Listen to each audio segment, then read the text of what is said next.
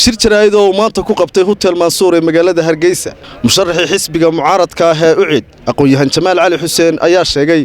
garabkii maalintii shalay ahayd ku biiray xisbiga mucaaradka ah ee wadani inaanay metelin isla markaasina uu dib ka soo sheegi doono halka uu ku biirayo mustaqbalkiisa siyaasadeed Jamaal Cali Xuseen oo maanta shir jaraa'id ku qabtay hotel Mansour ee magaalada Hargeysa ayaa sidan kaga dhawaacay guddi 5 qof ah ayaan saaray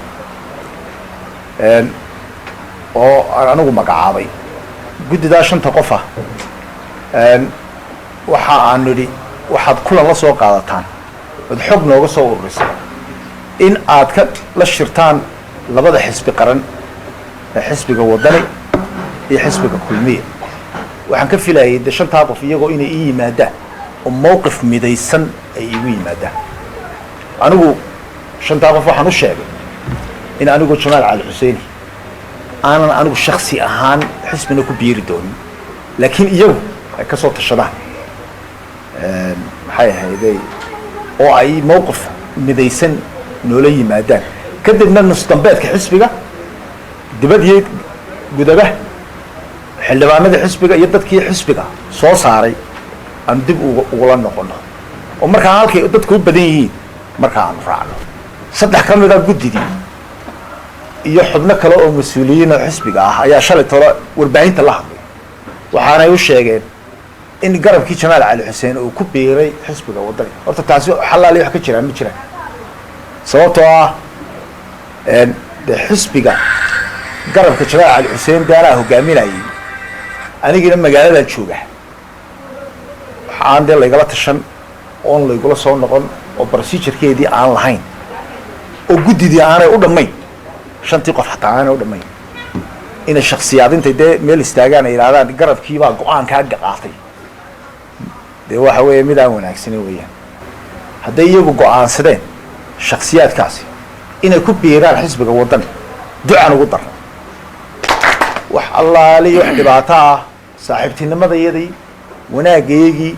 abaalkiina waa mid aan u hayo oo joogta laakiin go'aankii garabka Jamaal Cali Xuseen iyo halkii ku biiri doonaan waxay noqonaysaa maadaama ay guddidii ku kala jabtay in guddidii markaa mandatekeeda uu dhamaaday oo go'aan midaysan ay keeni waayeen dibna anigu igu soo noqday maanta waxaan u sheegayaa shacabka Soomaaliland taageerayaasha xisbiga taageerayaashina la soo halgamay dadkii garab taagnaa mar walba in maanta laga bilaabo ay gacmahayga ku jirto aniguna aan taladayda dib ugu noqon doono marka aniga iyo intii raacsan iyo intii xisbiga garabkayguna insha Allah waxaan rajaynaynaa inaan sida ugu dhaqsaha badan ayaamaha soo socda wiiga soo socda horaantiisa inaan ku dhawaaqi doono meeshii aan cududayda ku jiray geesta kale waxa iyaguna dhankooda ka hadlay kadib markii uu hadlay Jamaal Cali Xuseen qaar ka mid ah garabkii wada hadallada uu waday raguna markuu dagaal siyaasadeed galo mabda isku raaco dagaalku dheeraado ninba meel buu ku haraa saaxiibaday haddii u adkaysan kari waayeen ayaamaha haray oo mabdi'in aanu wada lahayn ay ka leexdeen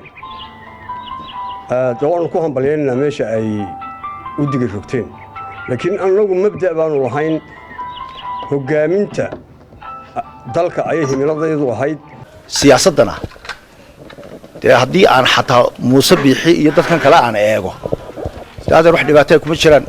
gaboosaba waa kii ku biiray isagoo la col ahaa ciro waa kii ku biiray doorto kaadi ninka la yiraahdo Saleebaan Gaalmo waa kii ku biiray Siilaayo marka